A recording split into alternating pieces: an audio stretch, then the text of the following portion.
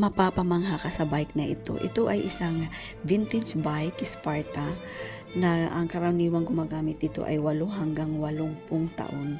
Nagpapahiwatig at karamihang gumagamit nito ay may edad mula sa 8 at hanggang 8 taon.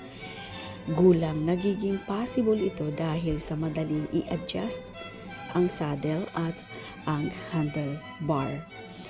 Mayroon itong disenyo, kakaibang frame na iisang tubo lamang, isang konseptong ginagamit ang Sparta sa loob ng humigit kumulang 20 taon at mababang step through kaya madaling gamitin ng iba't ibang klaseng tao.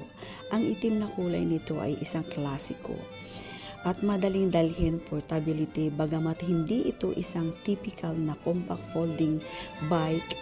Ang mahalagang katangian nito ay ang madaling pagtanggal ng front fork at gulong mula sa pangunahing frame na nagpapadali sa pag-iimbak at pagpapadala. Mga component nito ay karaniwang ito may kasamang practical na mga bahagi tulad ng rear carrier rack, kickstart, kumpletong mudguards, fender at ilaw na pinapagana ng dynamo. Madalas din itong gumagamit ng torpedo back pedal brake na maaari rin magsilbing 2-gear switch sa pamamagitan ng internal hub.